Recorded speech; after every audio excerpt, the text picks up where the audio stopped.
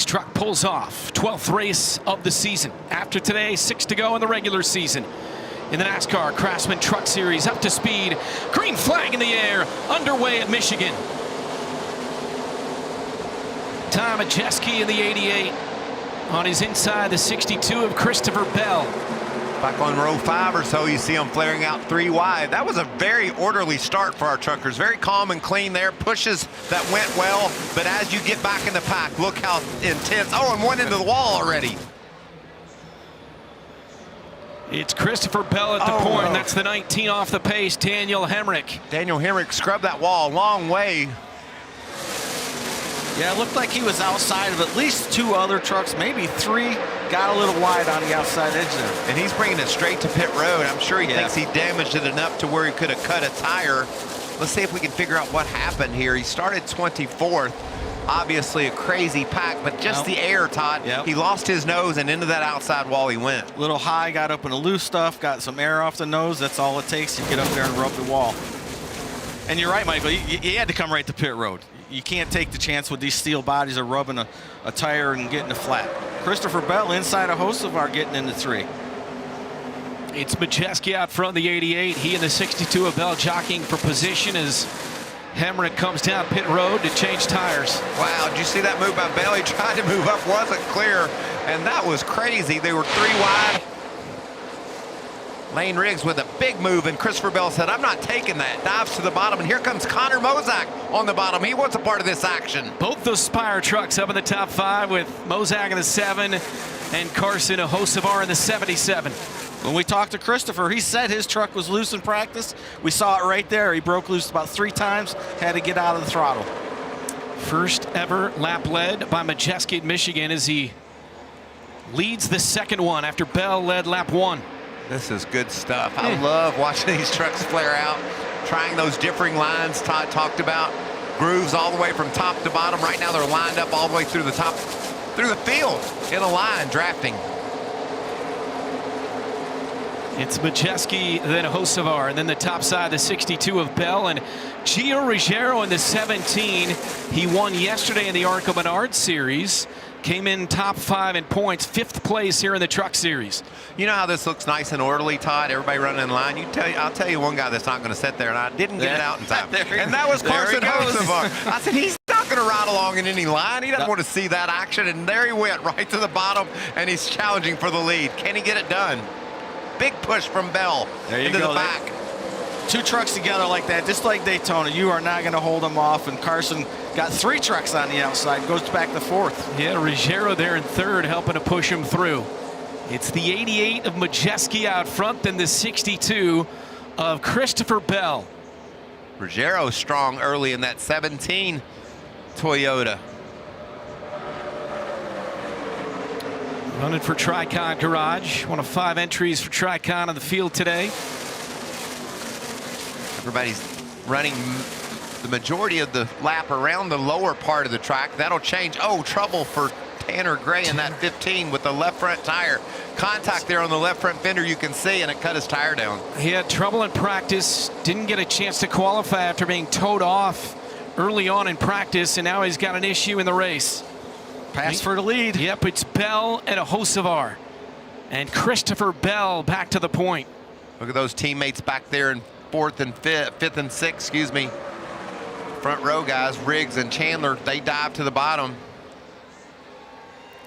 Hocevar to the lead. Can he do it? He does. We saw Christopher right in the middle of that corner break loose, and that gave the opening to Carson. He carried all that momentum right up in front of Christopher. Nice tidy draft there. Oh, trouble. No. Caution, the 81, Chris Wright is around. And our first yellow of the day here at lap number 7. Frankie Muniz was dicing it up there with Wright. He gets away in that 33 truck. Look at the damage to the left side. That has every look, Todd, of someone on the inside of him getting loose. Exactly what I was thinking, Michael. These trucks are so aero dependent on the side, and then there you see on the side of Frankie's truck, wheel marks. That's the sure sign they got together. It looks just like the 33 went into the 81, but we'll have to get a great replay after this break and see what happened. The Morgan and Morgan on board for the 33 of Muniz. He's got issues Gray and Wright as well. First caution here at Michigan. It's been wild early.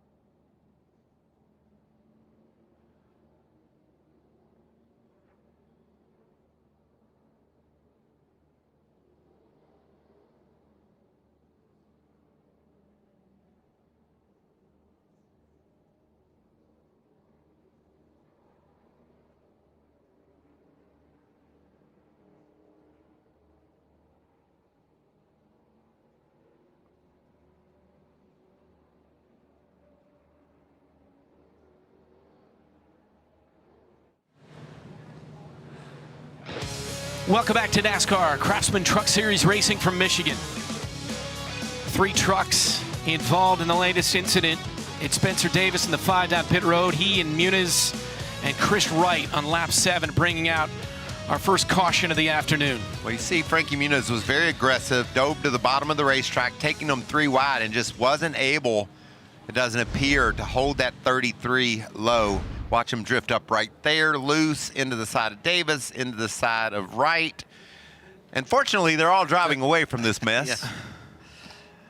Yeah, once Frankie got down in there, and you saw he kind of run across the apron a little bit even. Truck got a little loose on him. Once that happened and he was up next to the 5 truck, there was no hope they were going to wreck. I want to hop on board. Watch what he sees. Oh. Did you see that little correction? That was just all the mistake he made, needed to have this happen. Just loose real quickly and then bam, contact. Fortunately, he didn't collect anybody else. These guys were kind of at the back of the pack. A little damage on the left side of Chris Wright's truck. Mr. Morgan probably had a little bit of a scare there on the hood. And earlier it was the 15. Who, by the way, just got the free pass, but Tanner Gray, right before that, got into the wall. It looked like somebody squeezed him. You see the left front, there's damage there, and he was moving. Yeah. He started last, and he was all the way up inside the top 25, so he had a lot of speed in that 15. Tanner Tanner's really happy with this truck today. I did hear Jeff Hensley over the radio say that one of those Dodges got us. Because Tanner had the lucky dog, they did decide to come back down pit road. They wanted to clear out. They used the bat underneath that left front fender where the tire is to make sure that there would be no tire rub. But I talked to Jeff Hensley about this season, and he just said it's just been something every race. One of the team guys said it's character building, and Jeff Hensley responded, I have enough character, guys. You don't need any more of that character. DNF at Nashville last week. Accident on lap 69. It finished 33rd. Had a top 10 2 weeks ago at Charlotte. Well, and he has the speed to have a top 10 here, too, Todd. You were noting the moves he was making through the field. See that wrinkled up left front fender there on the number 15 truck? And Jeff's got him a good truck today under that kid, and, you know, making Tanner driving up through the field, doing a good job. But halfway through this field, it's going to slow down a little bit. He's going to get to some better trucks, have a little more competition, but he definitely has a horse to ride to the finish line if he can get it. There's there. our choose area. These drivers have to pick below or above, and if you touch that, you go to the rear, so they're picking their way. It looks like pretty much 50-50, low, high. Hocevar to the outside, yeah. Majeski to the inside of row 1. Very interesting, Michael, how these guys actually choose which lane they're going to go in. Well, I'd say 10 times out of 10, it's actually chosen by the spotter.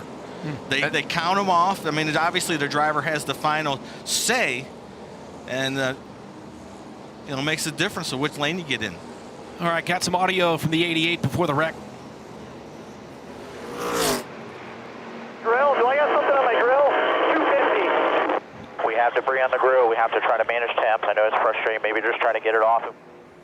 I imagine that's gone now. That was before the caution. You know, when you're leading the race and something gets on your grill, you have to pretty much fall back. And we saw Majeski lose the lead, probably a move to get the air off the other trucks to remove the debris from his nose, and that's why he wasn't in the lead when we went caution. We've had 3 leaders here in the first stage, which is 30 laps, second stage 30, and then the long one, stage 3 of 65 laps. Number 18 of Tyler Ankrum was the first to pit from 16th. 7 trucks during that caution came down pit road, and the number 10 of Corey LaJoie was caught for speeding.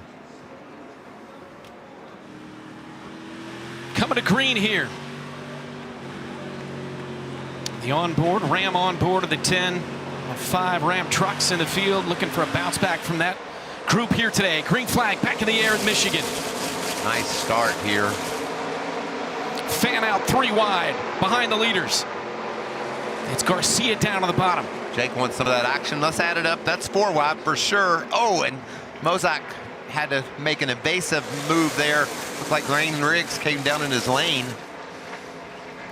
Down the back stretch they go with Hocevar out front, followed by the 62 of Bell and the 38 of Chandler Smith. And now trying to pull that bottom line is the 17 of Ruggiero. Look at that, half a lap, and Ty Majeski has already lost about 8 spots because he was not in the right lane, and they went around him on both sides. Oh, he's in trouble now. He's down by himself. Look at those trucks just stream by him. The 9 of Grant Enfinger making the move. That's Ross Chastain just in front of him. We know how aggressive Ross is. Well, Majeski's lost 11 spots now. Butcher 18 since the restart. Koster -6. Baird and Rayom going the wrong way as well. Restart violation for the 22. Josh Rayom, a 35-year-old from Redlands, California. Trouble there. That was Majeski into the wall off 4. He's got Stenhouse in his hip pocket. And when you say that, Brent, he's all the way in there. He was in his hip pocket. Meantime, out front, the 77 of Hocevar gunning for his 2nd Truck Series victory the season. He won back at Texas. Watch this little contact with the wall here. Oh, right on that right rear quarter panel, right where you don't want it to be.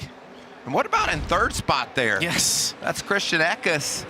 He started 19th and has driven up to 3rd early in this race. What a strong move for that guy. He got to 10th on lap 1, and to your point, Now he's in third. He told us during practice he thought he might have a truck that he kind of felt like he could either win or he'd be in the back of the field. And right now he's up right near the front. Wow, Bell's sizing up Hocevar, isn't he? He looked just to the outside of him there and let it go.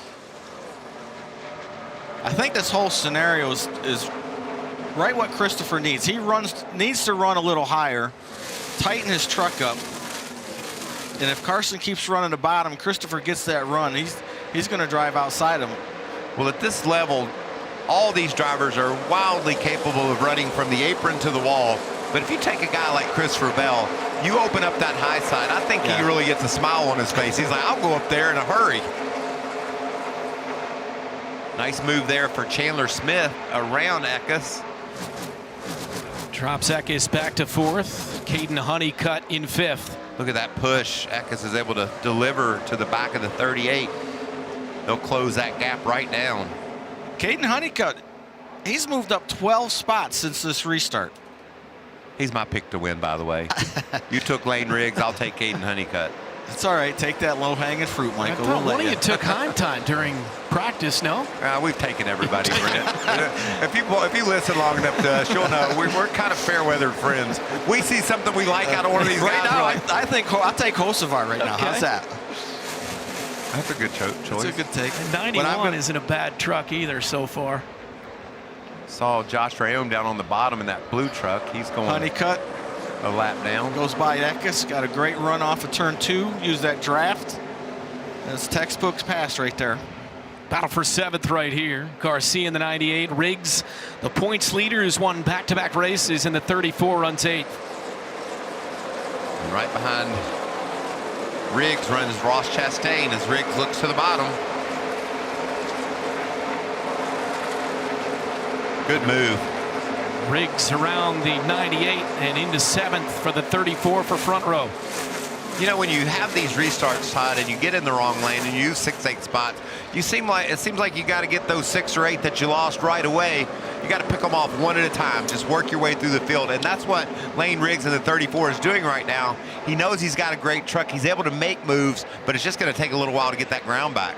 Yeah, you know, and this place reminds me a lot of an older Daytona where you could get a run on when the racetrack was wore out. You could get a run off the corner, use the draft, slingshot by the guy, and get in front of him. That's what we just saw Lane do right there.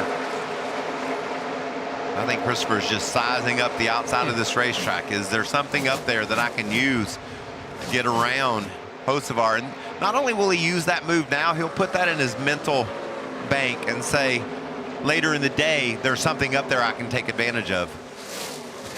4th start of the year for that 62 truck of Christopher Bell. He won at Bristol. Back-to-back runner-up finishes in the Cup Series, including last week and a dramatic finish at Nashville. Stage 1, lap 20 in the Truck Series at Michigan.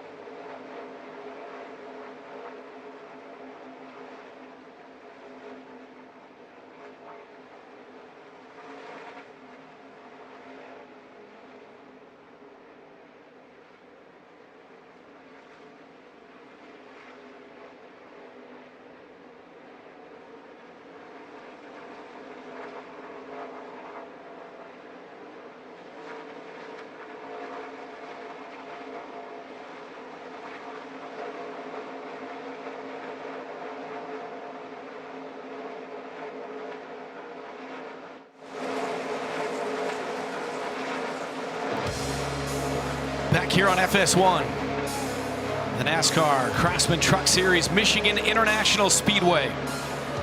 It's Hocevar out front, and the 62 at his bumper of Christopher Bell. Todd, is Bell getting on Hocevar's nerves, or does he like what he's seeing? I mean, he's all over his tailgate, not making a move. Probably pretty content right now just to drive away from the field, huh? I think that's exactly what Christopher's doing. You see him right here, catches the draft at the end of the straightaway and just stays there. That just means he's saving his truck, he's figuring it out, see what he's got when he's behind him, so he can adjust for the end of the race. Well, the 91 of Eckes runs 6th, and Josh has more on him. But yeah, Christian Eckes, one of the biggest movers of the day, up 14 spots, but just came over the radio and told the team he's struggling with overall grip. He can't wrap the bottom like he wants to. The team asked him, can you run different lines? Can you run the middle? Can you run up near the wall? He said, it does not matter where I run. I'm just too tight to be aggressive the way I want to right now. And guys, how difficult is that when you want to be able to be racy, but the truck just won't allow you to? It's so frustrating, Josh, because you have this brain that tells you can make moves. As you see a move for the lead. Christopher makes us look bad here. No, he just got tired of waiting around. He said, I'm going to go get this lead. You got to learn things, try things, and that's part of what that was right there. But, you know, Josh, you just want to go as a racer. You know these races are short. They're going to happen quickly. There's only 4 laps left in this first stage. You got to learn and make it go, and when you can't do that, you just can't wait to get to pit road and hopefully communicate to your crew chief what's wrong, and he can fix it for you so you can make those bold moves. 3 leaders, 4 lead changes. It's Bell out front in the 62 now. Let's go back to how he got it done. Big run down the front. Yep. And whoo. You got that bigger run. It's hard as a racer to not to pull out and say, I'm just going to pass you, guy. Get out of the way. That could have everything to do with the end of the race too, Todd. Seeing how much he needs to lay off of the truck ahead of him to get that perfect run into the corner like he got. How you create that gap and how much air you want between the 2 trucks to make that move. All right, 3 laps to go now in stage number 1. Jake Garcia, he's been racy in this opening stage, going around Ross Chastain. The 9 all the way to the bottom, Grant Enfinger. Pretty aggressive move by Grant, not to try to not get caught behind that lap truck. It's you make a move that quick, it can get you in trouble if you're not careful. Got to try to get those positions when you can. These truck racers are racing for those stage points. Exactly. They're going to be aggressive.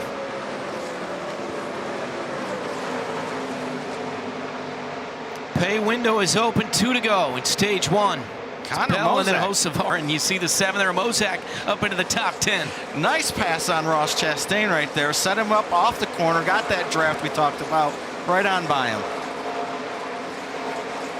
Carson's seeing what he can do from that 2nd position. Can he make the move like Bell made on him? You see him running a whole groove lower than Christopher to keep the air on that nose, but the problem with running down there is it just, you lose all your momentum. Christopher being that little bit higher carries that momentum. It's really hard to make the pass on the bottom. Out of turn 4.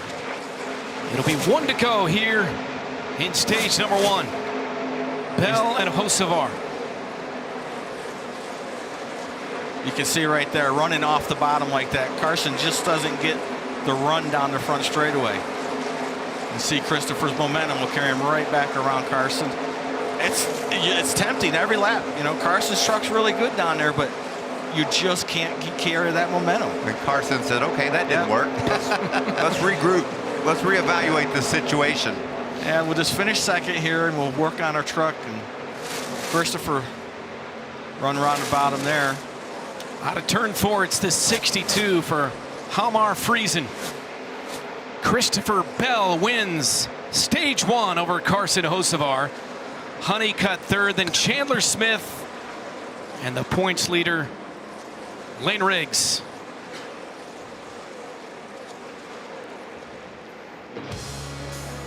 Three leaders in an entertaining stage 1. It was Christopher Bell taking the lead on the 77, finishing things off to take the first.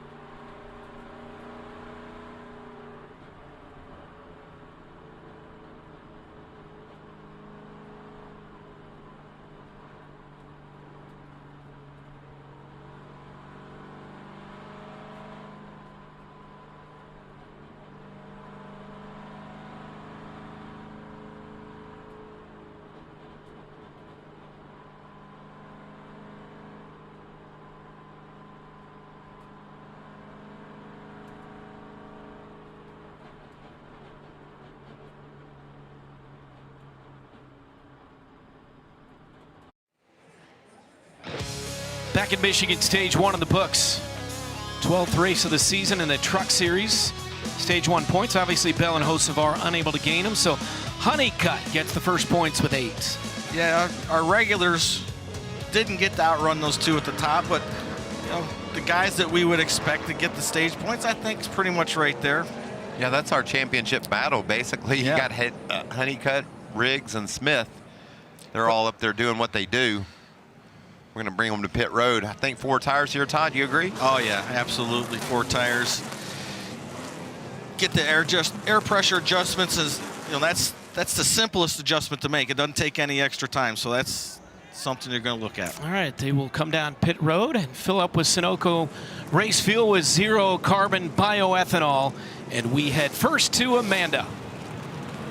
And it'll definitely be 4 tires for Christopher Bell as his team gets ready to go over the wall. Christopher Bell told me that it's a slight reunion back with Jimmy Villeneuve. He was his truck chief back in 2017. Wants that truck a little bit freer, guys. And on to Caden Honeycutt. Comes in after that disaster in Nashville. Said that stuff happens, but happy with this truck. The only thing he was upset with, Josh, was Chandler Smith holding them up from the leaders.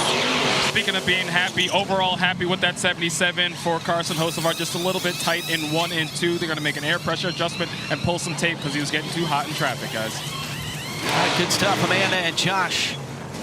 A race off pit road. It'll be Bell coming off second. You see Hocevar getting out pretty well as well.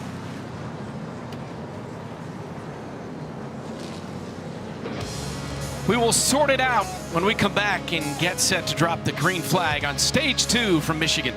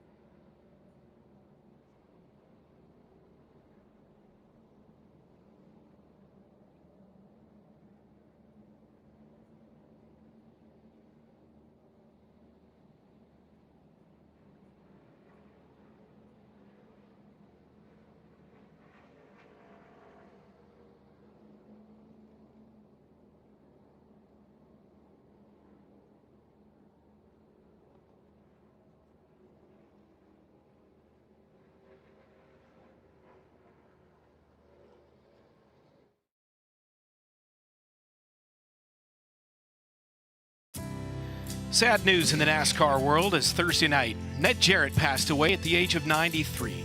Two-time Cup Series champion, 50 career Cup wins, won the Southern 500 by 14 laps in 1965.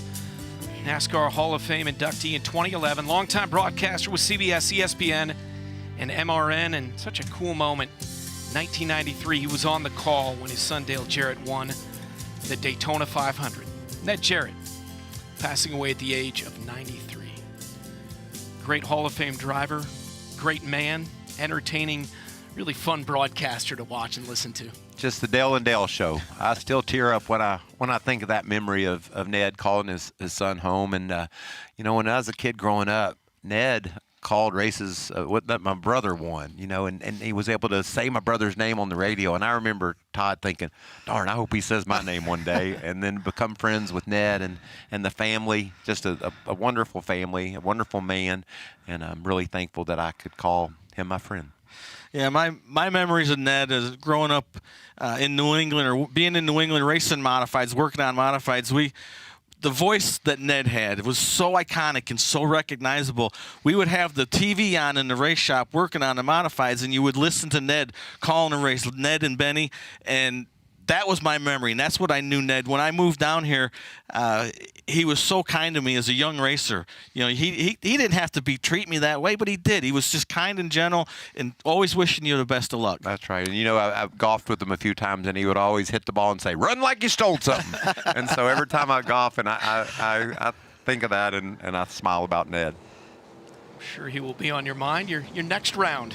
That's right. Coming up this week. It'll be awfully soon, we know that. So coming around, getting set for the start of the second stage here on lap 36. Christopher Bell taking stage one, followed by Carson Hocevar. And taking the outside, I like that choice. See him lined up behind him there. The pushes will be coming. Folks ask me all the time, why are their tires decorated after a pit stop? You see the left rear on that 77 truck and Christopher Bell's. That's so the tire carriers know how to index the wheels when they put them on. Speeds up the pit stop.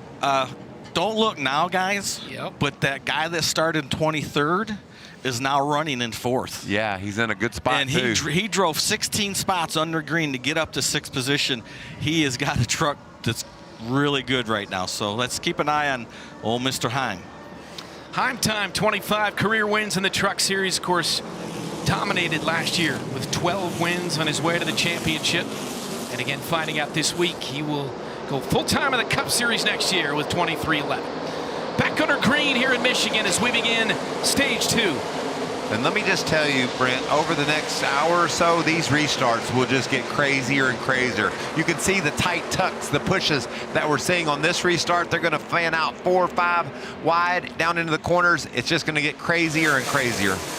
One truck that went the strategy route on that pit stop, taking only 2 tires, the 15 of Tanner Gray, who had problems early on in the race, so gaining track position. He runs 8th in the 15. You see him there on the right of the screen. They had that problem early, and he's got a fast truck. Decided to put it in the top 10, take a chance. I like that. It's Bell followed by Hocevar, and there's your guy, Corey Heim, up into 3rd. Hocevar with the move to the bottom. What about Heim? He says, I'm going high if you're going low. Eck is on the bottom in the 91. Carson Hocevar back out front here in Michigan as they head down the back stretch. All right, now we've settled back in here. We see the running order, who's got who, where they're running. I'm going to feel my truck out a little bit. Whoa, Connor Mosak up the hill. You can see he loses all of his momentum. Chastain by. Here comes Majeski. Look at that dive. Lane Riggs gets the draft from both of them and goes right by him. Got him both sideways. The 34 and the 88 of Majeski. That was big right there. That was wild. Riggs up to 9th in the 34. Looking for 3 straight wins in the series. Andres Perez there in the 44, battling with Stuart Friesen. 42 of Ricky Stenhouse Jr. trying to climb his way up toward the top 10. This whole group's just outside of the top 10. There's great trucks doing battle here, too. Trucks that you wouldn't be surprised to see them in the top 5. Look at this battle for the lead. Oh, wow. 11. 77-11. Woo.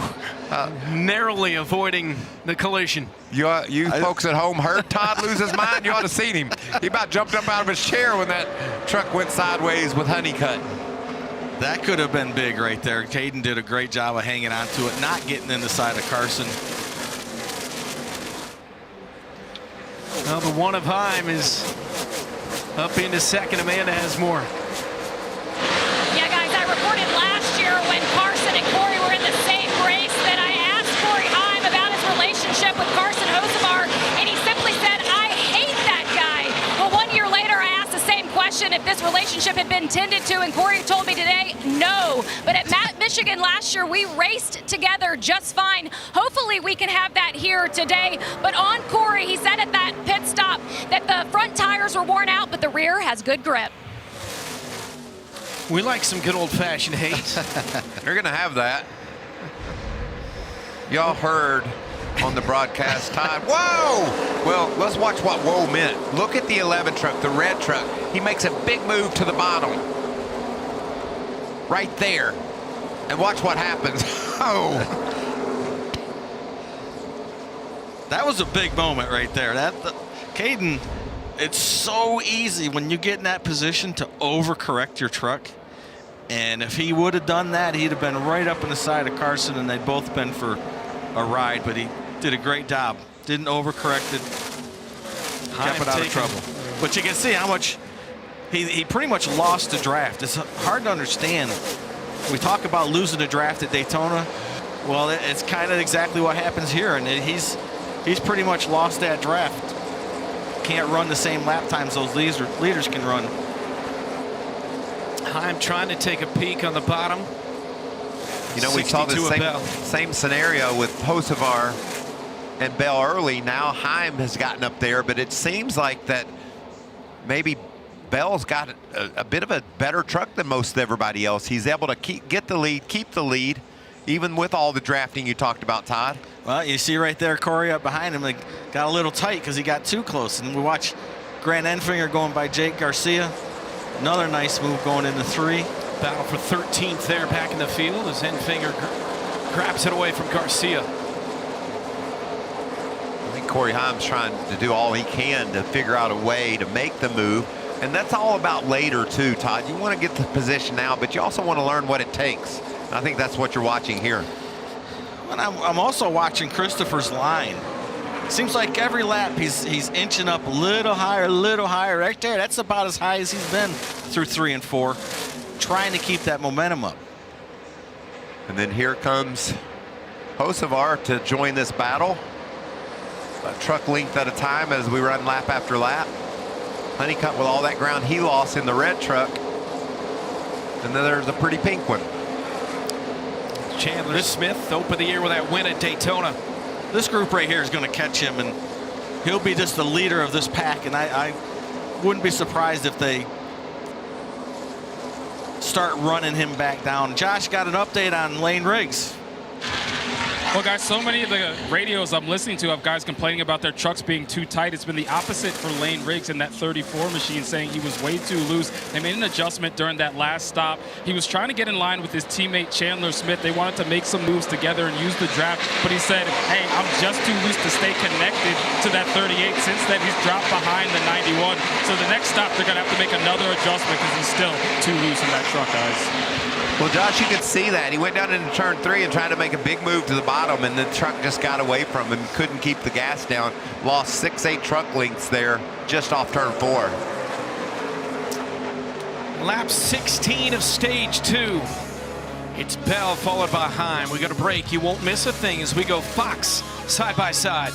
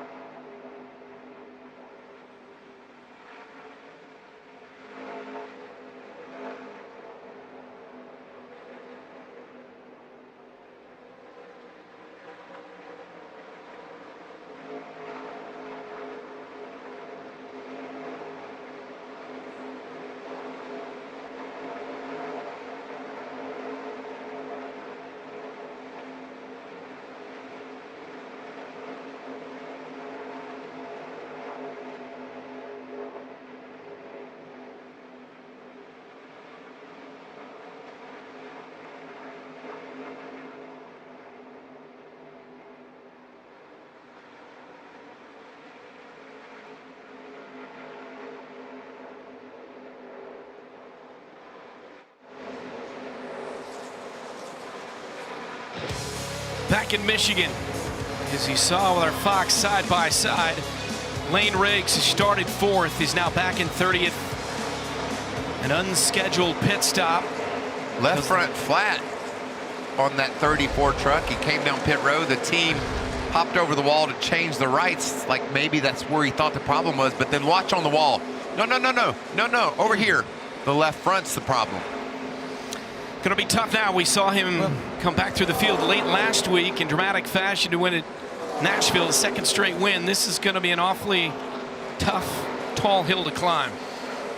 Well, he's running up front, so only lost 1 lap. The only problem he has, there's another really fast truck in Daniel Hemrick that's a lap down, and they're going to begin to catch the back of the field as you see that left front tire. I don't see any damage to the left side of that truck, so we'll have to see what precipitated that.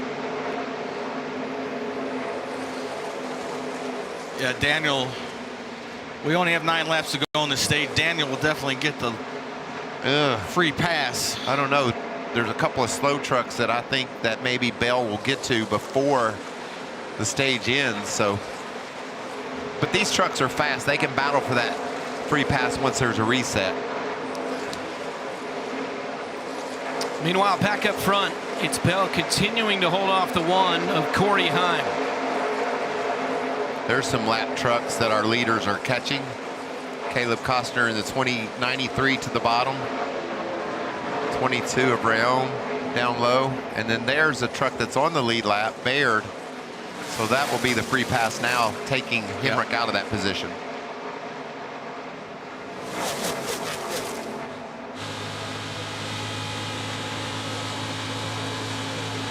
Cletus McFarland is just up ahead of this group of trucks, as is Daniel Dye. Daniel doesn't have the speed today we thought he would have so far. See if they can hang on to the lead lap till this for this stage. 7 to go here in the second stage. It's Bell, then Heim in the 1 for Tricon. Pretty clear track in front of these two right now till they get them to the end of the stage. We'll see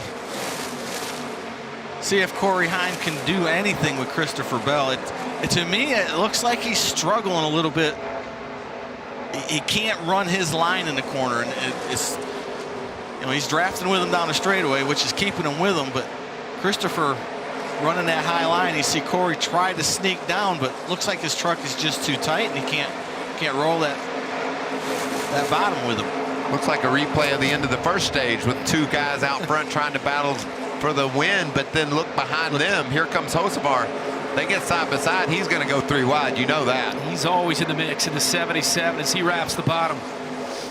Heim there in the 1 truck. He won at Darlington. He won at Rockingham.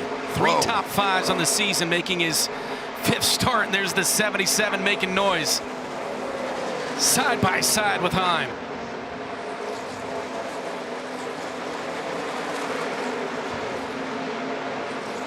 Look at that move in the middle of the corner. Very aggressive for Carson to try to grab that spot, but he gets loose. I was just going to say, Carson's truck is a little bit freer than these other 2, and that's why he's run them down and be able to run the bottom like that. But got a little loose, lost all his momentum. That's Cletus McFarland on the right. You can see clean track ahead of Cletus, and he has about 10 seconds over our leader, so he's learning, putting laps in, and going to stay on the lead lap. This is valuable experience for Cletus. Making hay, running 24th in the 4 truck, and Amanda has more. Yeah, Michael, you talk about learning, and his expectation today is just to finish the race. That's been his goal as he walked in here to Michigan this weekend. But how cool was it to see all those fans on their feet as he did the command to get this race started? He told the team that he's a bit free here today, which is opposite of what he was dealing with in the ARCA race yesterday. But as you guys said, just your 2nd race, can you even imagine the growth that he's gone under? Let's take a listen to his spotter helping over here. Not bad down there. I could see you were digging through the bottom there. There's a little throttle crack adjustment. You'll get off the corner better. That was good. The truck can, when you're by yourself, open your entry into 1, get to the bottom later, stay lower later when you're by yourself. And he always knows he's on camera. Nobody gets more excited about the little things than that man making his second start of the year after a disappointing 37th at Daytona to open. I think he was signaling to Chris Wright to stay in line. Let's make some ground. He knows those leaders are coming. Those two trucks running nose to tail is faster than if they got side by side. As there you see our leaders on the same straightaway as Cletus, but I think he's going to be able to hang on. Only 2 to go. Look at this battle. Right there at the tailgate is the one of Heim, trying to somehow get around Christopher Bell here in the closing moments of stage 2. What about Carson Hocevar? He's fallen out of touch with these two. 2.5 seconds back for the 77. This is the battle for 4th. Honeycutt in the 11, Chandler Smith in the 38.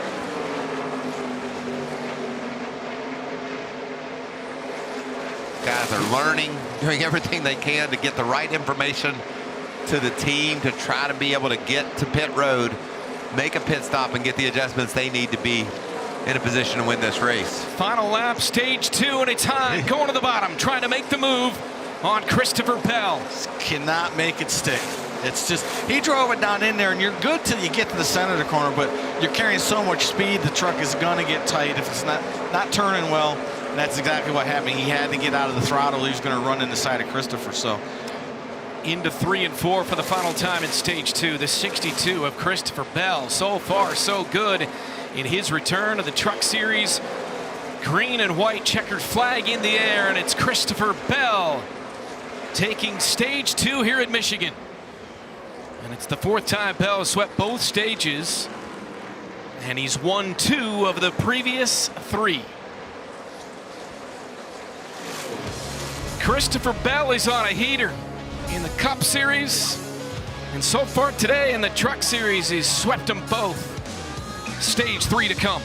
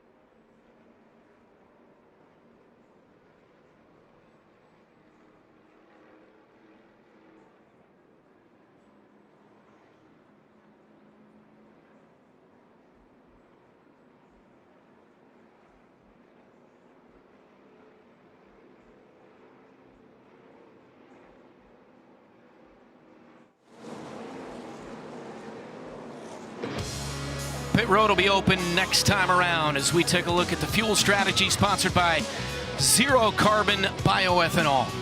Well, the strategy here is fill it up and get it as full as you can, and then we're going to run halfway whenever the cautions come out, maybe dictate in this final stage when we get the rest of our fuel to complete our day.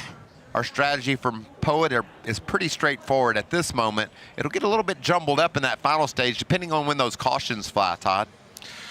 yeah, and that's the thing, Michael. We looked at the fall off on these tires, and it drops about half of a second, but most of that is in the first half of the run. They pretty much level out after that. So there's going to be strategy played by these crew chiefs in the second stage.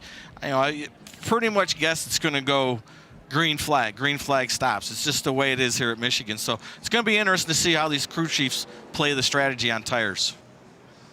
See everybody falling to the bottom of the racetrack, doing everything they can to be as efficient on pit road as they can be with their speed. Come down pit road to fill up with Sunoco race fuel with Zero Carbon Bioethanol. Amanda. Yeah, the guy that won 12 wins in the season last year told his crew chief that he's not a fan of how the truck is reacting getting to rubber that it's getting tight. You'll see the 4 tires going on the number 1 truck as we move to the 62 of Christopher Bell there in the center. 4 tires for him. Said that he was a little snug there at the end of the stage, Josh. During the first run, Chandler Smith felt he was 5 to 6 numbers too tight. They made some adjustments, said it was much better, just 2 to 3 numbers tight. He said make more of those adjustments this time around. 4 tires and fuel as well for the 38, guys. Thank you, Josh and Amanda. The race off pit road.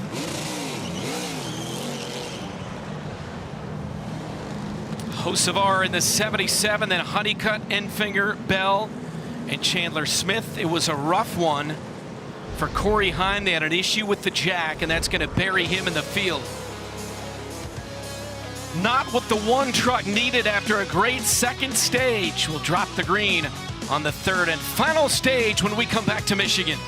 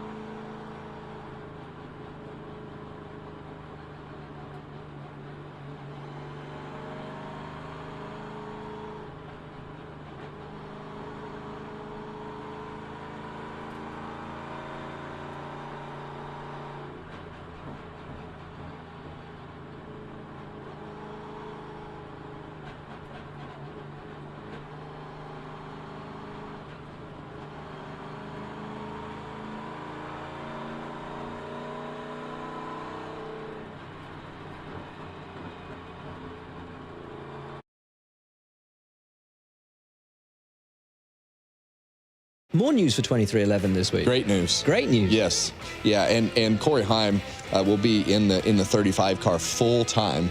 And the fact that this kid is not already in the Cup Series, very deserving, absolutely dominated the Truck Series. We've seen him in the Cup car. He was competitive again this weekend. So Corey Heim full time for 2311 next year in the 35 car. Check out the all-new Fox Sports digital show, Speed, with Harvick and Buxton, fueled by Poet. Subscribe to Speed on Fox on YouTube, the Fox Sports app, or wherever you get your podcasts. Michael, how about that move for a young Corey Heim? Did you see what Kevin Harvick did there? He said Heim was full-time. Oh, he's a poet and didn't even know it. No, and that was brought to you by Poet. That's why that went in there, I believe. But it's just, I just appreciate the patience of Corey Heim. He knew he was in the right spot with Toyota, with TRD, with Tricon, with 2311. He knew he was where he wanted to be, and it's all going to pay off next year. Amanda, I guess you could say, at least in this moment, good and bad news for Corey Heim.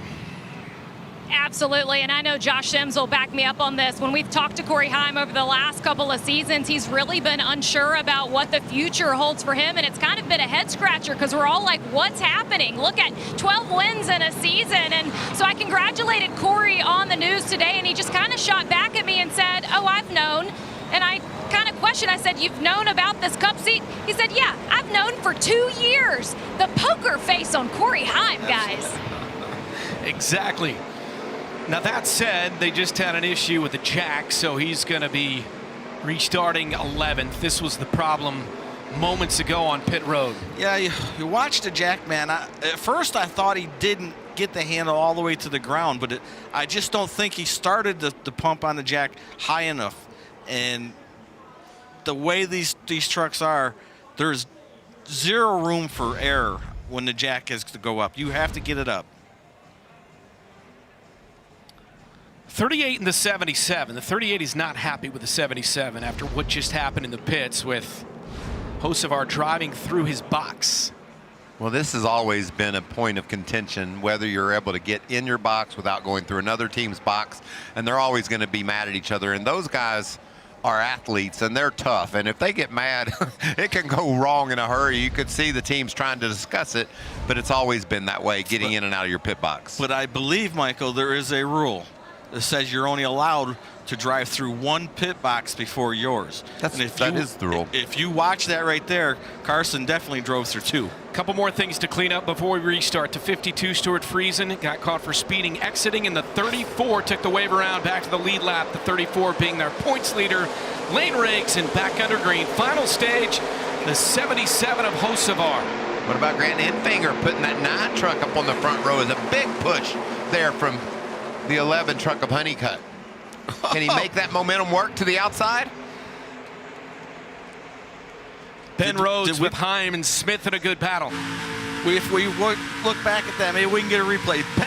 Ben Rhodes was so sideways, there was smoke coming off the rear tires. There's that move to the outside that Honeycutt's still trying to make work, but just too much speed there from Carson Hocevar in the 77.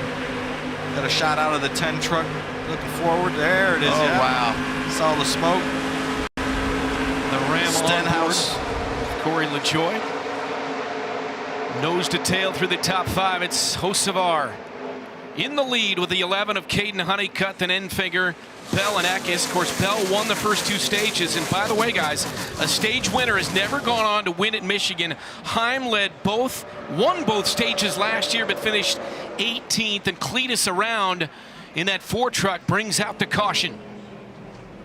He was running 20th. He was making some pretty good headway in that 4 truck, but Cletus around. Well, he talked about his truck was too free, and that's where it's going to show up the worst when you're in traffic.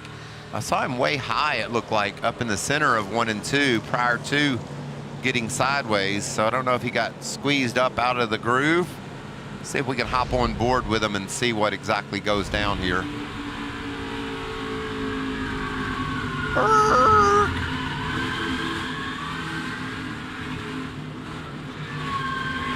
You hear him just battling those tires, trying to keep that thing heading in the right direction. Did a great job keeping it out of the wall. I'll give him an attaboy right there. That was a very good job.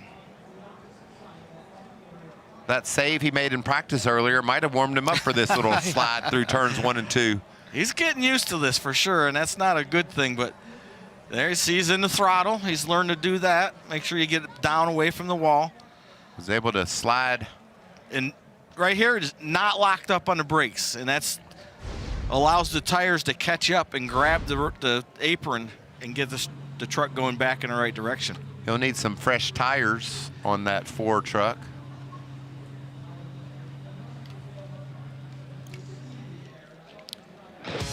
Cletus brings out the 4th caution of the day here early on in stage 3. The 4 truck in Michigan on FS1.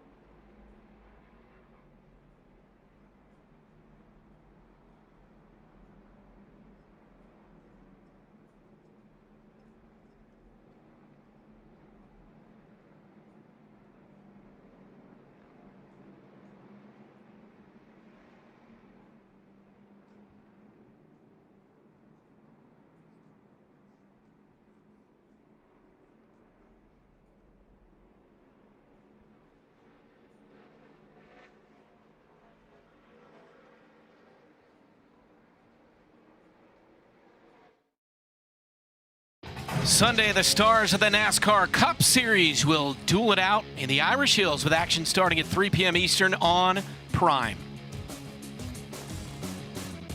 Truck guys today, and something wrong with the underneath, back left underneath of the 17 truck of Gio Ruggiero here at Michigan International Speedway. He's come down a couple of times to work on that. Yeah, I've worked on race cars my whole life, and I cannot figure out what they are doing here. I've got some bearer bond there. We got a report on the radio that there was an oil tank issue, and that's the area in which they might be working, but I don't know. Todd, I'm with you. What are they taping up? I can't quite figure it out, Michael. It gets the tin snips. He cut something. Hopefully they got it all tidied up, because that 17 truck has been wicked fast. No question. He won the ARCA Menard Series race yesterday, came in 5th in points, been so consistent all year long. Using Gio's terminology, Michael? You know where he's from, don't you? He's from Massachusetts. That's right. He's wicked fast. So Ruggiero dropped to 28th. So we do need to mention the 34. Off the caution for the stage break after the second stage, he got the wave around, and this just gave him a great break. He went down pit road moments ago and got fresh tires after that wave around. So now the 34 kind of feels like he can get back into the mix here, Josh. Well, that's right. And the 34 is going for 3 wins in a row, but it's been a tough outing so far today. Remember, they got that inspection penalty, so they missed 30 minutes of practice. And then in the race, he's just been battling a super loose truck. So during this last stop, they took a huge swing, big-time adjustments for this team. So they're hoping that they were able to get this truck dialed in, get the balance they need to make Lane Riggs be a contender by the end of this race, guys. Another one of our top contenders, Daniel Hemrick, he got back on the lead lap too, so he's at the back of the line, but on the lead lap. See Cole Butcher there in that red 13 truck. He had some speed earlier today, but hadn't really heard much from him on the lead lap, though. He's had some bad luck in that 13. You mentioned in practice today, he's had a lot of speed, hasn't had the results to match. We resume stage 3 coming up next.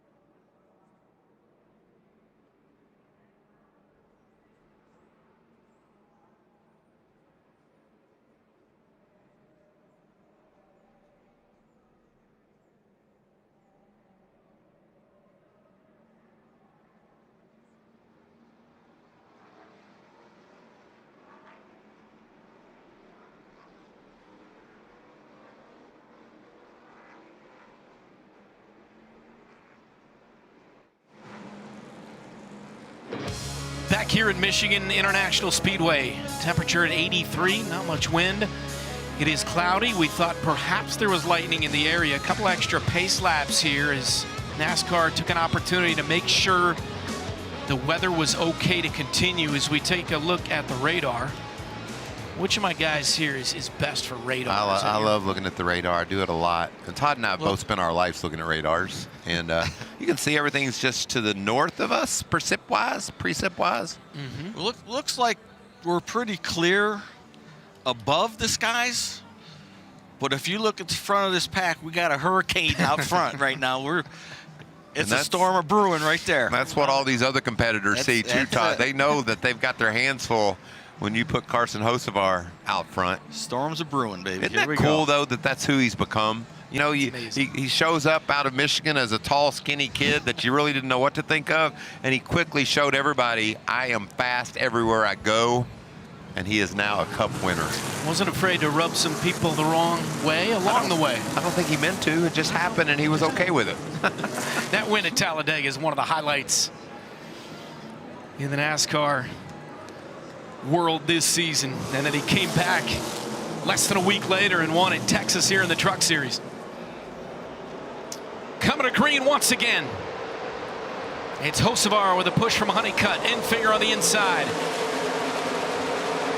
51 to go in Michigan as they fan out 3 wide with Corey Heim to the bottom in the 1. Corey moved down to block the bottom, and it might end up costing him some positions here. Grant Enfinger on the front row is able to hang side by side with Hocevar. Will he get the push he needs? No, the push is to the outside. Honeycutt is right there at the tailgate of the 77 with Bell up into 3rd. He won each of the first 2 stages, the 62. Whoa, and caution is out Ben. for the 5th time. Hang on, Ben. What a save that was by the 13 of Butcher, as Stuart Friesen looks like it's been around. Those tires are flat. Friesen, last year's winner here at Michigan. It has Pulls every down the look of apron. a 360 without any contact. See the left front corner, maybe all 4 tires down. Was running 22nd at the time. Right rear quarter panel bent under. That's not good. Got to fix that. He just got done serving a pit road penalty. That's right. So he was at the back of the pack. Yeah, he'd been up around the 10th to 15th position all day long, but this could cost him a lap if he can get on and off pit road before the pack gets back. I'm not sure. They'll have to have some help to get this done quickly.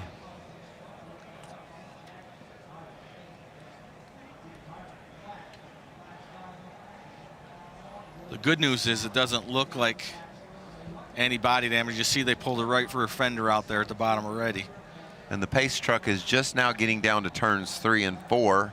So I think he's going to get off pit road without losing a lap. Going to get away with this, I think, Todd. I think so. From a distance, we'll get a look at what happened here. Looks like the fender brace broke off inside the Ford truck. Whoa. Yeah, it looks. That's on the straightaway, Todd. Yeah, that was, to me, that's one of those deals back in the pack where somebody was making a move and caught somebody and got the fender, and Stewart paid the price for it. That's what happens, you know, Michael, back there when you're jockeying for position at the back, everybody's 4 wide and somebody's going to make a mistake and get into somebody. Under caution for the 5th time here in Michigan. 49 to go on FS1.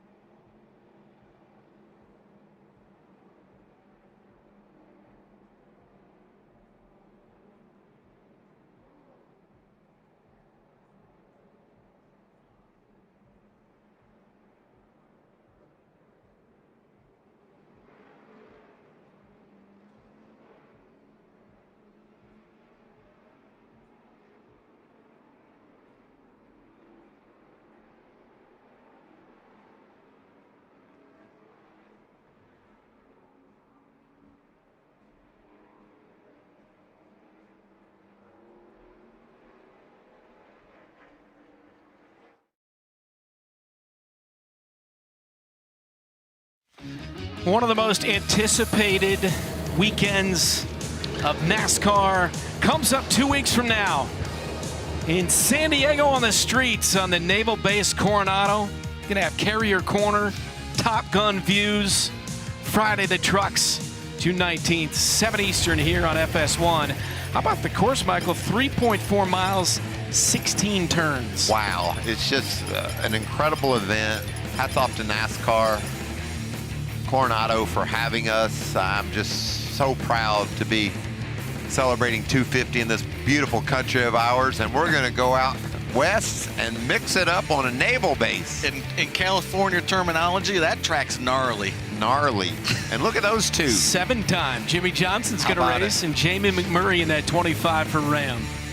And that hair for Jamie is straight up out of the 90s, and he's never left it since. He's just been committed to it. And Todd, I know you're not going to say anything, but it's kind of cool. Yeah, I have no room to talk. It's going to be the longest course on the NASCAR schedule here in 2026. I was thinking that's unique. Yeah. Very. The Top Gun piece is awesome too. Just you gotta see. You gotta. Did you watch that movie, Todd? Prime Video did it. We watched it. Me and Janet watched it last night, and it's really cool little movie and funny. It's neat though. It's interesting to see our drivers trying to act, and they actually did a pretty darn good job. You go on to Prime Video and watch that. It's awesome. We've had one caution for incident in the first 2 stages today. In 3, as it often does, it has gotten interesting.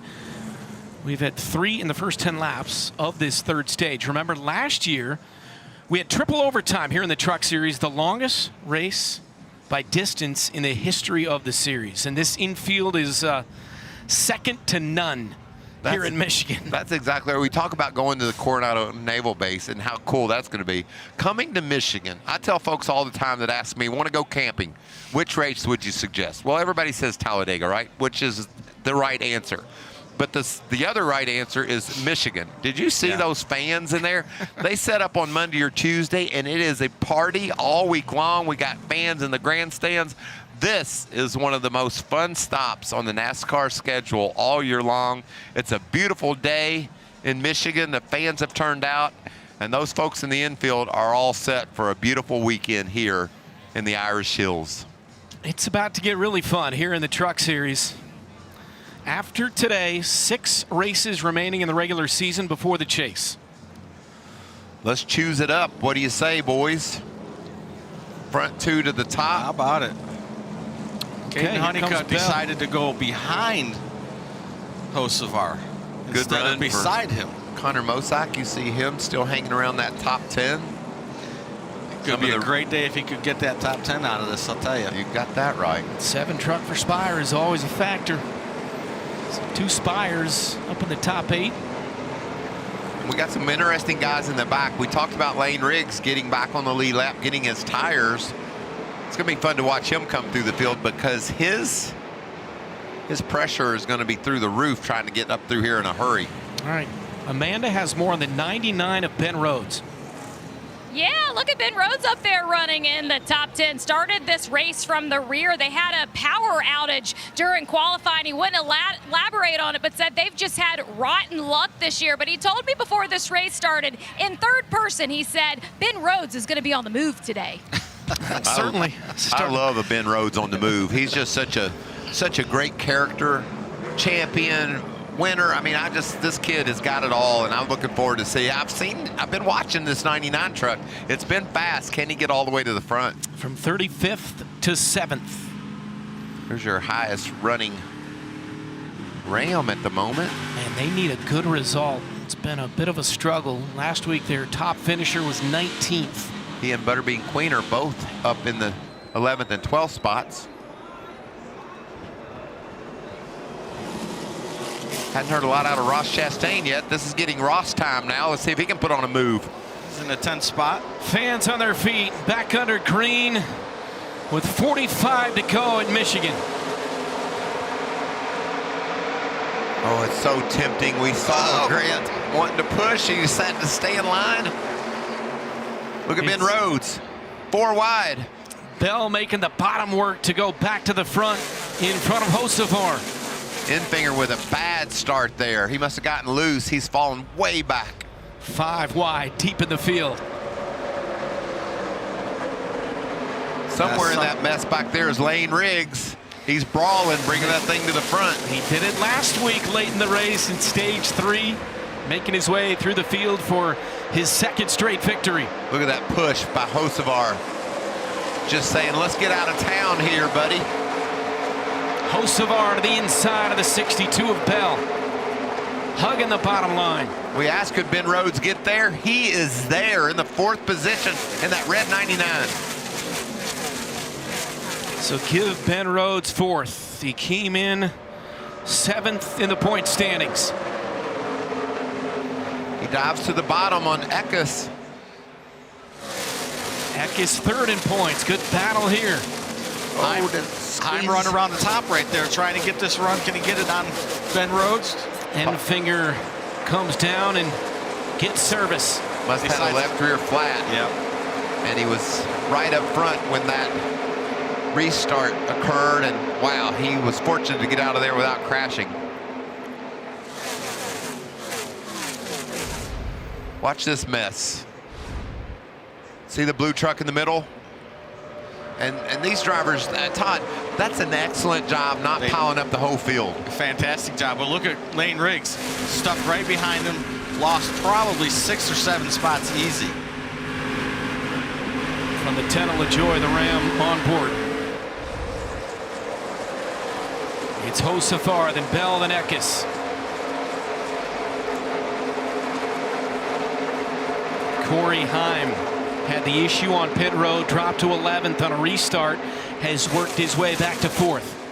You know, we've talked all season long about Caden Honeycutt, Lane Riggs. That's the 2 guys that have separated themselves. But, man, you got to start talking about Christian Eckes, too. I mean, he's up in the top 5 here, battling for 3rd right now. Week in and week out, he's been strong. Is he another guy that we're going to put into our championship 4? It's been a fun 6 weeks to watch him run into contention. He's had 3 straight top 10s. He was 7th at Dover, 6th at Charlotte, 8th at Nashville. I talked to Christopher a few weeks ago, and you know, it's been a tough first half of the season, but he told me they think that they figured some things out, figured where they were missing it. They know they're not quite there yet, but the last few races have been very good, very strong. 41 to go. It's Hocevar and Bell and Heim. At 40 to go, if you'd have said those 3 names would be at the front, no one would be surprised, right? Not at all. Those are 3 of the stars from the Cup Series that have come here, and we're like, well, will they be able to do something with our regulars? And they are doing it now. Christopher takes the lead. Corey follows right behind him in his draft. Carson's, he looks there, he can't quite make the pass back.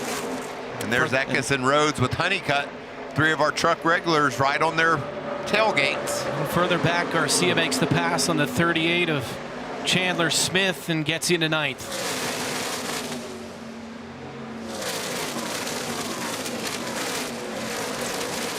Possible green flag pit stops are coming up in this long stage 3. 39 to go at Michigan. It's Bell at the point.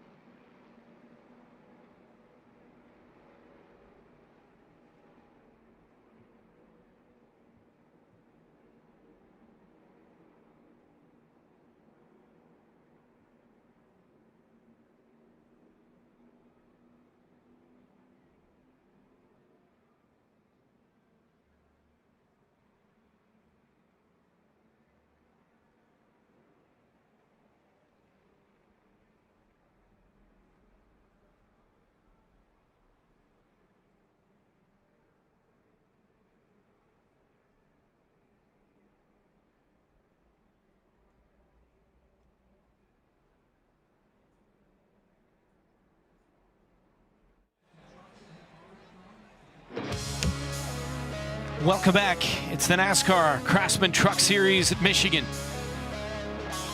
Pits are open. Our 6th caution, it was Ty Majeski who just went behind the wall, bringing out the caution. Everybody coming down. We expect everybody to get 4 tires and a couple of cans of Sunoco fuel. Will anybody pull the 2-tire trick? I don't know, Amanda. What are they saying down there? It'll be 4 tires for Corey Hyman. That's exactly what Jerry Donnelly say. More of the same for Corey Hyman. For Christopher Bell, he asked for more of the same too. He was stuck there at the end, Josh. For Carson Hocevar in striking distance of getting a win at his hometown track, it'll be 4 tires and fuel for them, and they wanted to make sure they had no issues getting into their pit box with the 38 this time, guys. Race off pit road. Hocevar going to come out second, followed by Chandler Smith there. A lot of 2 tires there. It's interesting to see what we got going on here. It'll be fun to watch, I'll tell you that. With the restart for chaos, now we got guys on 4, guys on 2. So much for my prediction of 4 tires for everybody. Let's see what happened to the 88 while we were in break. Our pole sitter, Ty Majeski here.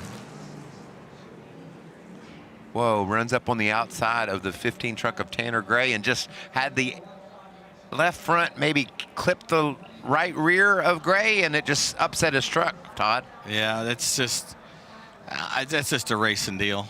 You know, Tanner didn't do anything wrong. Ty didn't do anything wrong. He was just trying to make the pass, and they got together. Ty, he restarted that run in the very back, and he had moved himself up to, I believe it was like 16th place, so he was actually coming back forward. That's got to be so hard for a racer like that to have. Look at that move coming off pit road. Crazy. There. Hocevar taking care of all of his friends, moving them out of the way. The hurricane, not letting anybody in lines.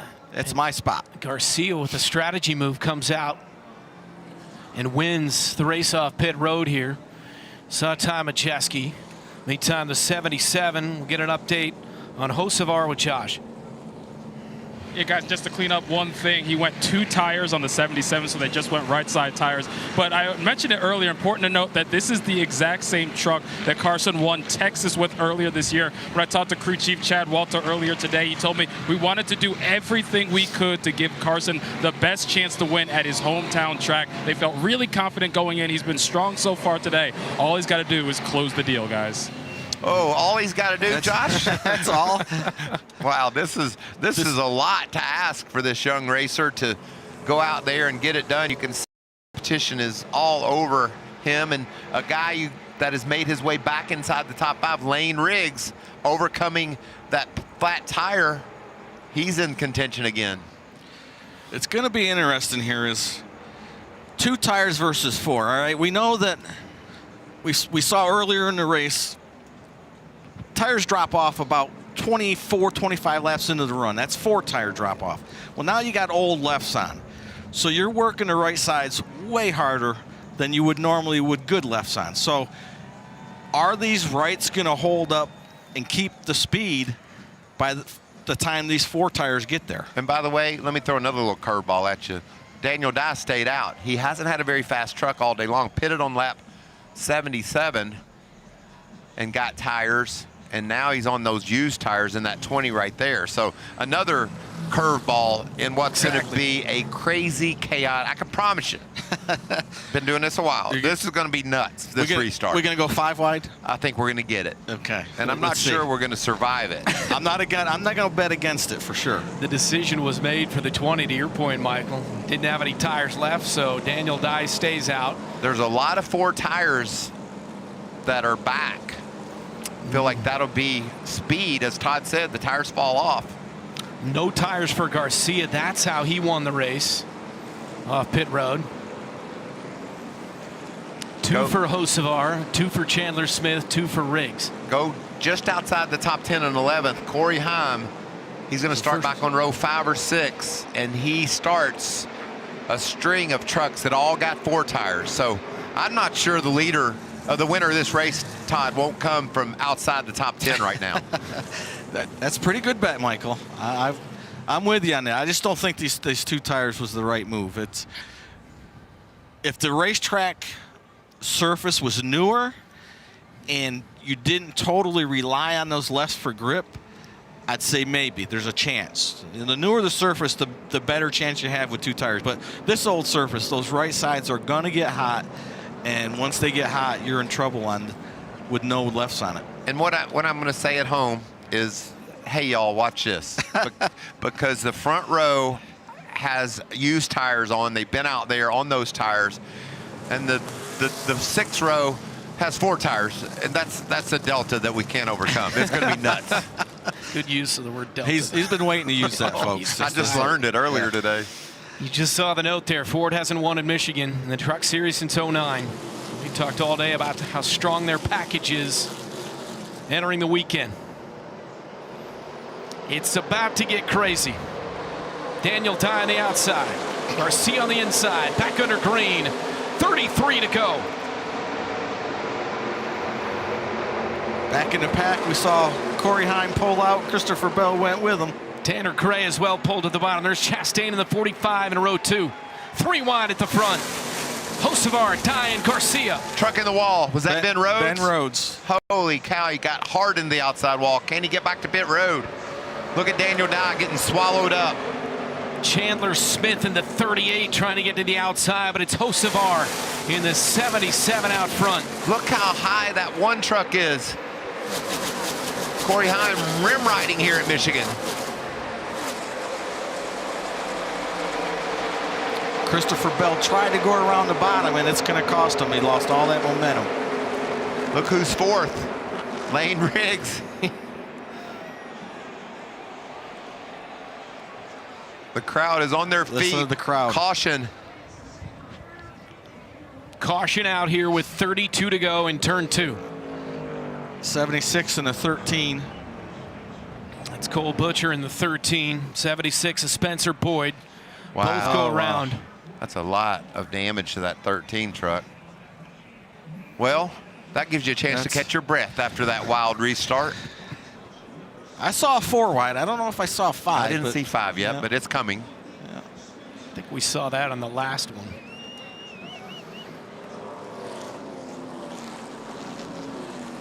Spencer Boyd climbing out of the 76 truck. Cole Butcher doing the same in the 13. Oh, yeah, the 13 got a flat right front, drove right up the racetrack.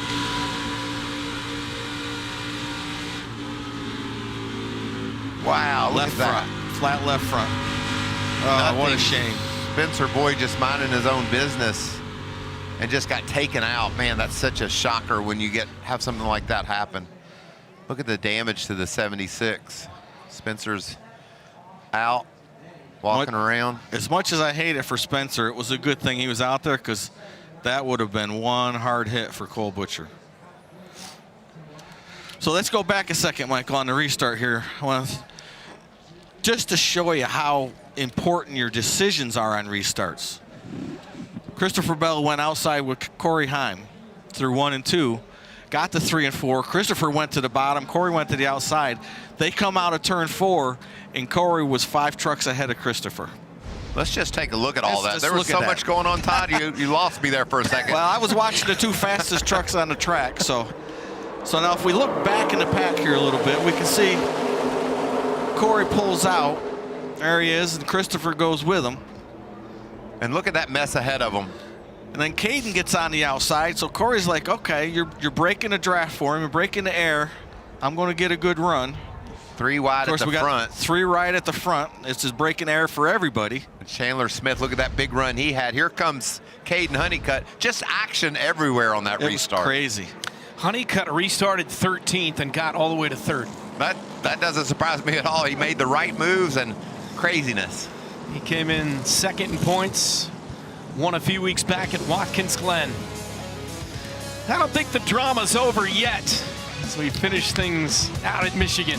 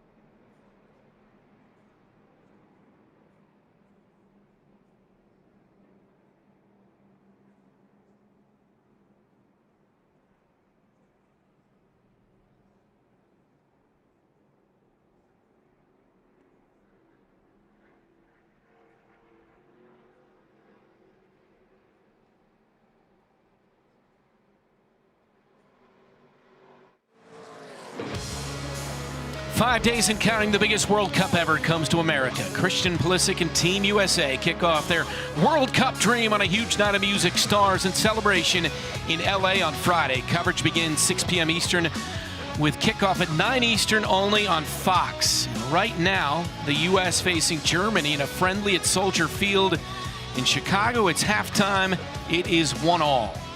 I'm going to proudly be wearing my USA jersey. Does it have a number on it? It does. It's 15. And it also says Waltrip on it. I'm thinking about taking up soccer. You should. It's a good number. It worked out pretty well for you throughout your life. All right, here's Amanda. Well, it's good to see that Ty Majeski has been released from medical, and it has been a season of 2 different tells for you, Ty. You'll finish in the top 15 and then out. I know you wanted to break that streak here today. We're going to take a look at the replay. How do you break down what happened? Yeah, I just looked like the 15, maybe thought he was clear. And, I just kind of came up. I tried to give him some room and just kind of ran me out of room there. And then once you get into the racetrack without rubber on it, just kind of go around. So, disappointing for our Menards Ford F-150. Had a truck with a lot of speed today. Struggled a little bit in traffic. Wish we could have saw that one through and maybe gained a few more spots. But overall, just need to be a little bit better in traffic. And, we'll go to San Diego, a place we should be pretty strong. See you there. Yep, thank you. It's tough when you have an accident like that and you're probably thinking it's avoidable and the guy moves a little bit and you weren't ready for it and then it causes you to go into the outside wall. Tough. I told myself I wouldn't continue to say up and down season, but it's true. He was 12th last time. I know we keep showing it. It's nuts. It's just unbelievable what he's been going through. And you think the thing that I take out of that, Todd, are the ups. If you get too worried about the downs, you'll wind up down. And that team's strong. Ty's a great racer.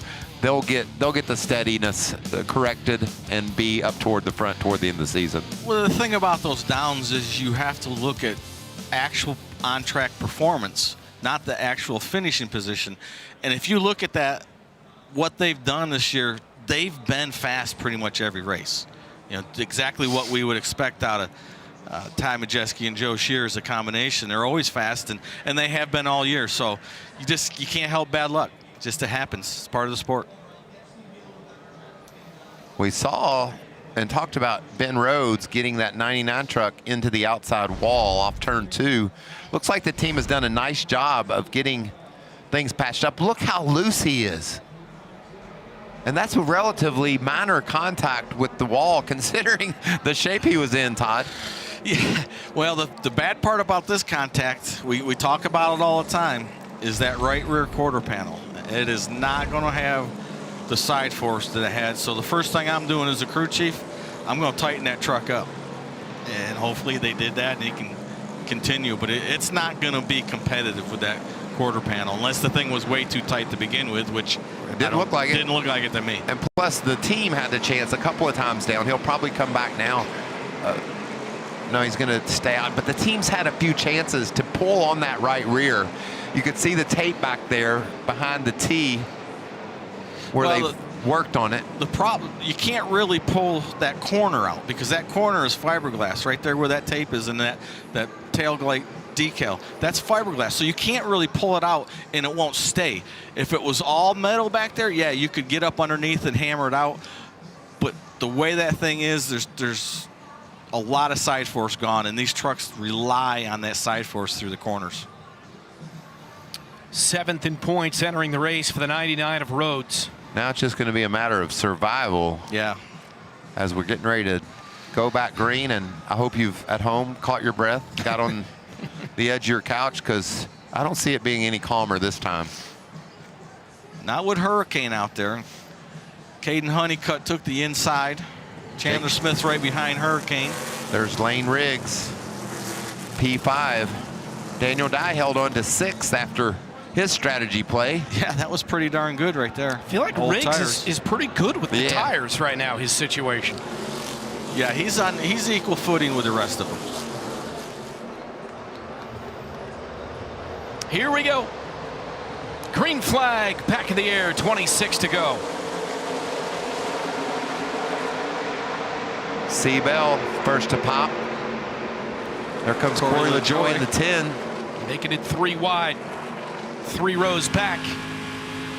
Garcia just in front of Corey LaJoie. Corey had to burp out of the throttle. Cost him a little momentum. Ross Chastain makes a big move underneath Lane Riggs. How cool was that? That was a decision, a split second to that. Corey Heim to the outside, up where we haven't seen anybody all day. Oh, and made it work too. That opened up some more grooves up there, Todd. These guys will be using.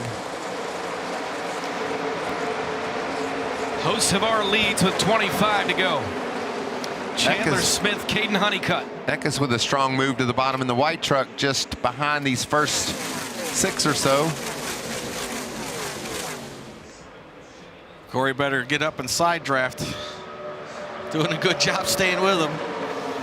He won 12 races in that 11 truck a year ago in the championship. Side by side with Honeycutt. Lane Riggs to the top. There it is. Makes it back up to 5th. Strong on these restarts. Strong for that Ram truck of LaJoie. You see him right there at the back of this draft for the lead. Good job for Corey. Ram's best finish was at Watkins Glen. It was 6th for A.J. Allmendinger. Pedaling it a little bit there off the corner. That'll cost him. Yeah, a little bit too tight. Haven't talked a whole lot about Chandler Smith. He's quietly inched his way right up into this top 5 and racing for the lead right now. Yeah, when we talk about Lane Riggs and Caden Honeycutt, and I wanted to add other cats to this championship battle like Christian Eckes, I bet you Chandler Smith said, I'll have something to say about that. Absolutely. Before we get this season done. We know what kind of talent he is. Finds himself right in a position here to win in Michigan. He entered the weekend 4th in points after a 3rd place finish at Nashville. Chandler runs 2nd behind Hocevar. It's got to be a really, really good feeling for Hocevar to be out front, leading this race. Been there all day long here at his home track. What about C. Bell, who won the first 2 stages back in 9th now, just in front of Ricky Stenhouse Jr. Look at the look to the bottom by Corey Heim. Oh, Caden got a little loose there. Gave Corey the spot. Is he going to get up in it? He's going to get up in it. Yes, he is. Give Corey Heim 3rd in the 1 truck. His teammate pushing him, catching that pack again. I like what Corey knows about that high side. He's been up there more than anyone so far. I think that's going to be something he'll have in his hip pocket as we race toward the checker. Totally agree, Michael. That's where you got to run up there to get that momentum to make a drafting pass down the straightaway. Looked like Chandler had a run there. He could have taken somewhere, but decided just to push. Todd, where do we want to be running? Oh, 2-time truck champion. We want to be out front, or you want to be getting that draft, trying to get the pass done as we get down toward the last few laps? I'm really liking where Chandler Smith is sitting. And it's like I said earlier, it reminds me of the old Daytona where you can lay back in a corner, get a little run, catch that draft, and pull out and pass them. But I don't think you can wait till coming off of turn 4. You can't complete the pass by the time you get to the start-finish line, so you've got to do it off of turn 2. All right, as Hocevar crosses the line, we've reached our Craftsman. 20 to go here at Michigan. Taking a peek to the bottom, Chandler Smith in the 38. Caden Honeycutt was taking a peek as well. Both of them flared those noses out. What's Riggs thinking back there, sitting in 5th? Thinking I've been through a lot today. I've seen the back, I've been a lap down, I've taken a wave around. I mean, I've done it all. Let's see if we can't go win the race now. It would be 3 straight and 4 on the season if he does. He's got a lot of work to do to get by those 4. I don't think that Lane has the truck to do it right now. If you watch where he's running, every corner he's peeking out from the truck in front of him. That means that he needs the air on the front of his truck to keep it turning. And I want to tell you, every corner Chandler Smith has a run he could make if he chose to. I think he's listening to Todd. Said, I'm going to lay in here in 2nd. Use this track position here to try to make a move on the last lap. Well, that would be a first, somebody listening to me. I've tried to talk to these kids for 2 years now.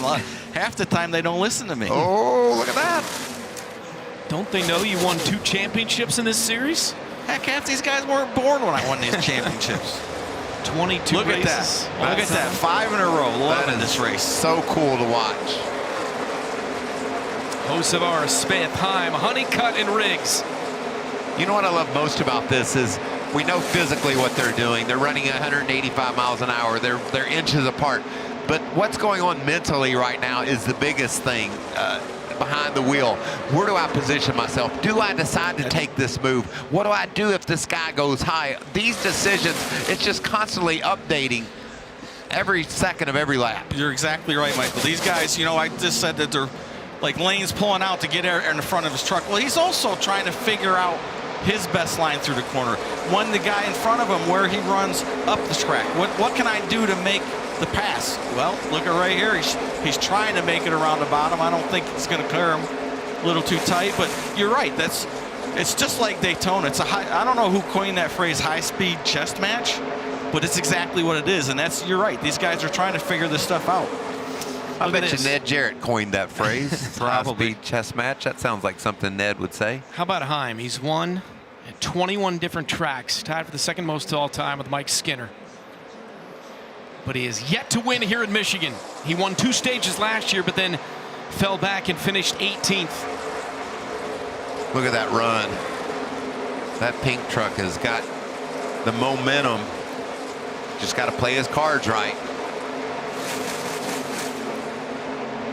There's the gap back to the 6th place truck of C. Bell. He's gotten around Corey LaJoie, and he's got a fast truck. Can he, Todd, from now that far back, can they close that ground? I don't think so. These guys are setting a pretty darn fast pace up front, and you know, Christopher can drive his guts out, and he's not going to gain any time on it because he's got the same speed in his truck these 5 have got. So I don't think without a caution that he can get there. Maybe if he gets somebody to draft with him. Corey Heim in the There's 1. The move. First time he has led today. Corey Heim to the point in front of Hocevar. That's what Bell wants to see back there. These guys start to mix it up. And you know, the tires are falling off, Todd. Trucks are going to handle differently now. So we could see some trucks that have been struggling up to this point start to take over. Exactly. Hocevar only took the 2 tires, but let's hear what he has to say. How's your temps now? 248. Not going to say anything to anyone up here until we have to, but you got to give them the bottom to the corner, and then we can just tuck in behind P2 or P3 if we have to. So that was a choreographed move. Was there something on the grill? I think that's the case because we saw Hocevar lead the race, fall back, and I think that was the spotter working together to get this debris off the grill. Heim, by the way, leading here late. It is indeed Heim time with 14 to go. This is 31 straight races now in which he has led. Here comes Honeycutt to the back of the 77. To your point, Michael, it looked like whatever it was still there. You can see that white spot on the lower right side of the grill. Well, he'll be trying to run up on the back. There it is. Yeah, of the 1. It's amazing that little piece of paper can make it run too hot. It could have been bigger though, and he got part of it off. Anytime you get behind another truck, it's going to try to pull anything on the grill off. You could see the moves he's making. Yeah, you got to get just a little closer though. But just that change there when the other truck goes out of the way, just disrupting the air.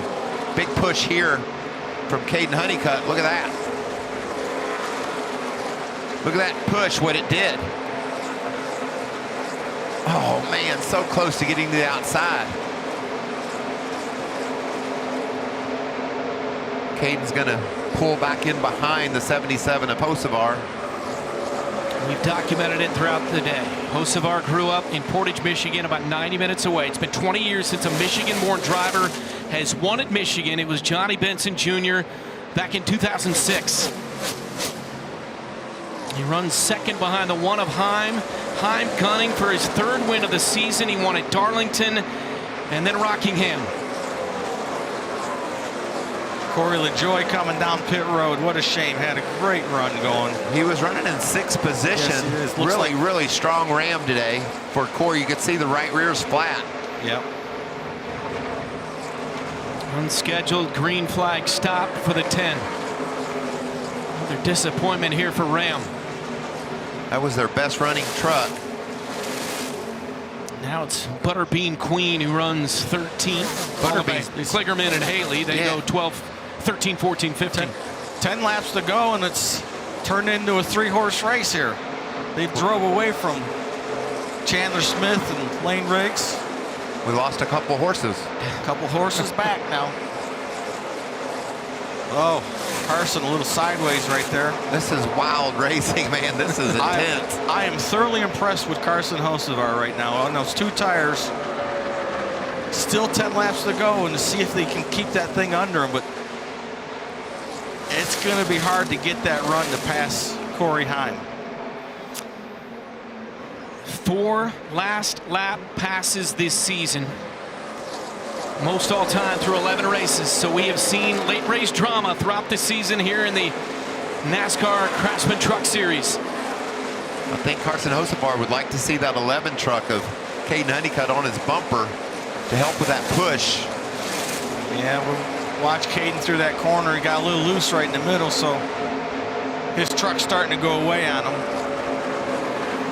It's Heim, Hocevar, and Honeycutt into 3 and 4. When they cross the line, it'll be 8 to go here in Michigan. See if Chandler Smith and Lane Riggs can hook up and catch back up. You can see they're making ground there. Last time by, Riggs was the fastest truck on the track.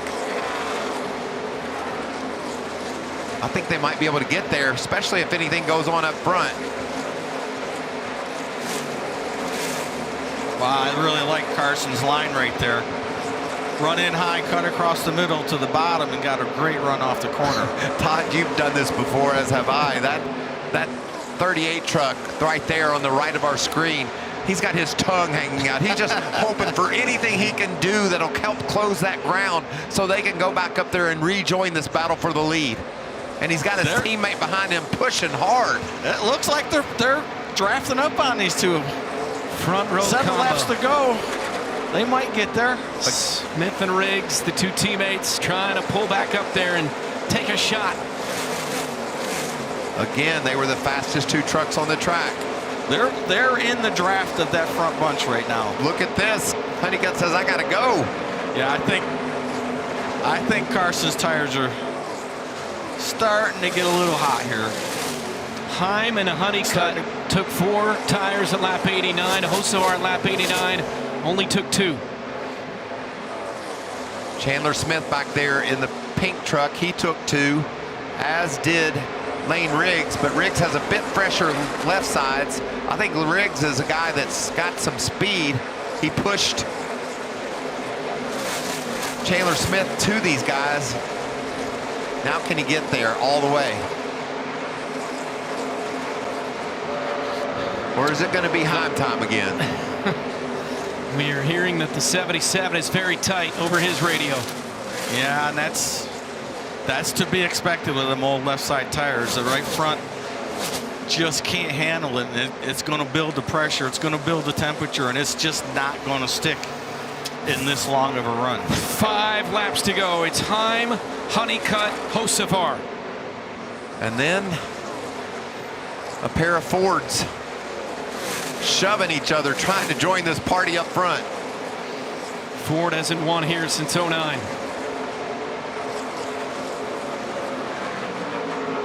Yeah, if you watch Ford's lane, he has to drive outside of Chandler's line in the corner, and by the time they hook up on the straightaway, the draft is just not as strong.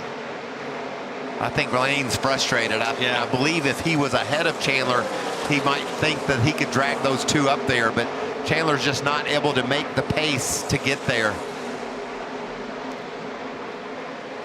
Give an A for effort on teammates working together. You don't see that very often. Got a smoker on the bottom. These teammates aren't going to work together. That's for sure. I think they've got it out there where they think they're going to decide it among themselves. can Caden Honeycutt figure out a way to make the move without any help from behind? It's Heim and Honeycutt for Tricon Garage. Look, Riggs has gotten around Smith, cost him some time on the track, but he is now ahead. I think it's a little too late, though. Yeah, it's too late. And he's driving away from him.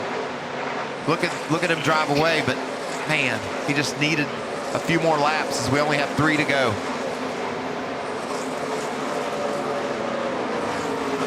Heim extending the lead. 3/10 on Honeycutt. Out of 3 and 4. When they come to the line, it'll be 2 to go here in Michigan. Is Honeycutt dropping back a bit to see what kind of pull he can get? And there it is. It's Honeycutt he's at the so bottom close. to the left rear quarter panel of Heim. That move right there is not going to make it. He's not going to pass him like that. Now he's only got 1 shot. That's off of turn 2 on the next lap. Heim passed Honeycutt on the last lap for the win at Rockingham. One of 2 wins on the year for Corey Heim, looking for number 3 here this afternoon. He's back the right distance. He's back the right distance. Can he make the run? White flag in the air, 1 to go at Michigan. It's Heim and Honeycutt. Honeycutt to the bottom. Heim blocks him, try the outside as well. There was contact there. That was some great blocking there by Heim. Corey Heim making that number 1 truck very wide here as they head down the backstretch for the final time. I think he's been his left front fender with that little bit of contact. I think Caden did a wonderful job putting it to the outside, but it's not going to work. One more time through 3 and 4. Corey Heim in the 1. Honeycutt in the 11. For Tricon Garage. He's coming. It's Heim and Honeycutt at the line. And it's Corey Heim taking the checkered flag here at Michigan in dramatic fashion. Wow, what a finish.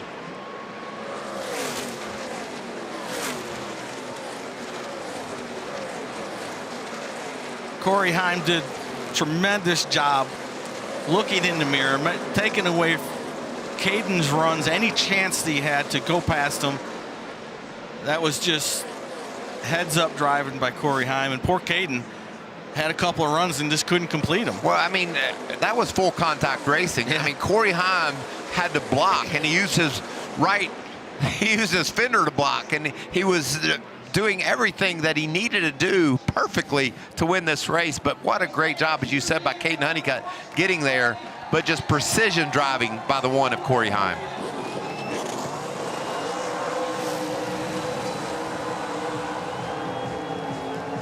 This kid is amazing. What he does behind the wheel and the racecraft that he possesses at such a young age. Just incredibly impressive every time he gets behind the wheel. So deserving of being full-time in the Cup Series. Isn't it a great way to celebrate the announcement of his new gig for next year? Yeah, let's just go win Michigan. Go win another truck race. How about it? Yeah. 3rd win of the year in the Truck Series for Corey Heim. 26th in his career, in his 94th start, 5th most all time. Wins on his 22nd different track. 2nd most all time to Ron Hornaday Jr. with 31. A 23-year-old from Marietta, Georgia, climbs out of the truck. Corey Heim. It is indeed, once again, Heim time.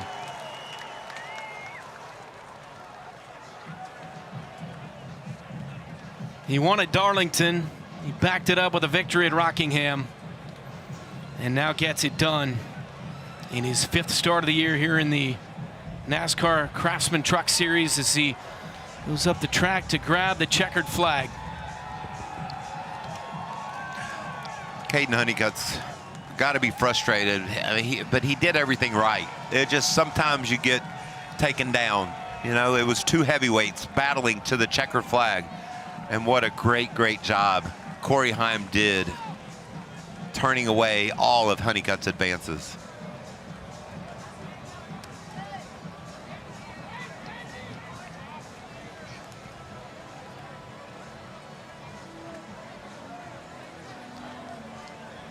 Josh Sims is standing by with the winner. Well, Corey Himes, first time back in the truck since Bristol, picking up his 3rd win of the season. Corey, bring me through those final laps. You got your former truck and that 11 truck bearing down on you. You got your former team. You hold them off to get this win. What did it take? Yeah, I appreciate the help from the 11 and the 62 all day to kind of get us away from the pack. I thought we had the 3 or 4 best trucks running up front. So they did a nice job getting us out front. We kind of discussed that pre-race, and then we're going to race it out at the end, and that's what we did, you know. He tried to get to my right rear there, which would have probably won the race, and I had to protect it, you know. So props to Caden, props to Christopher. I don't know where he ended up, but he was helping me really good all day. So first win with the Celsius as our primary. We've had a good relationship with them over the past couple years. Obviously not the best run at Bristol a couple weeks ago in the truck, but came back and got redemption. So just so grateful for Celsius and those guys, Tricon, TRD Toyota, 2311 for letting me come and do this as well. Tense couple laps here at the end, but that was pretty awesome. You've now won at 22 different tracks in the Truck Series, 2nd all-time behind Ron Hornaday Jr. What does that say about you being able to go to different kinds of tracks and still have that success? Yeah, it's been a place that I feel like I've run runner-up a lot and always kind of been in the cut between ARCA and truck. I felt like we've had opportunities to win, kind of like a Charlotte track for me, and you know, finally got it done.